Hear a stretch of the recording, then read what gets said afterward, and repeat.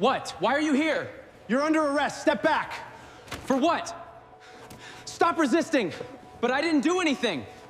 You are under arrest. Anything you say can and will be used against you in court. What would you do if one missed call didn't just cost you your job, but your freedom? At exactly 7:42 p.m. in Chicago, Daniel Carter sat in his small apartment, tired after a long day, watching his phone ring on the table, unknown number.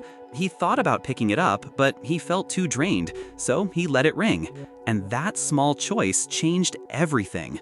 The next morning, Daniel walked into his office like any normal day, but something felt wrong. People were quiet, some stared, others avoided him, and before he could understand what was happening, his manager, Mark Reynolds, called him into a room, and just as the door closed, it opened again.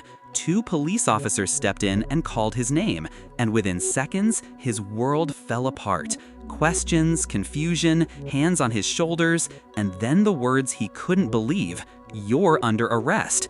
And just like that, he wasn't just fired, he was taken away, accused of fraud, illegal money transfers, and serious financial crimes. And the worst part was the evidence looked real. Emails, approvals, transactions, all in his name. But Daniel knew the truth. He didn't do any of it. Still, no one listened. Not the company, not the court, not even the people who once trusted him. And within weeks, Daniel was sent to prison. And that's where his real nightmare began, because prison wasn't just hard, it was painful in ways he never expected. Cold nights on a thin mattress, loud noises that never stopped, people watching you, judging you, testing you, and every day felt like a fight just to stay okay.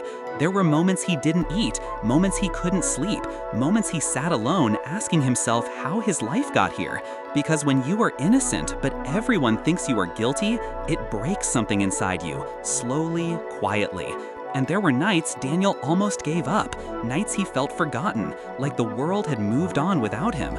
But one thought kept coming back to him again and again: missed call. Because the more he thought about it, the more it didn't feel like a mistake. It felt planned, like someone needed him out of the way. And that idea gave him just enough strength to hold on, because if it was planned, then the truth still existed somewhere. And outside the prison walls, something started going wrong inside the company.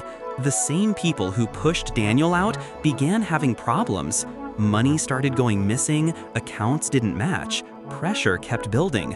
And when lies are built on lies, they don't stay hidden forever.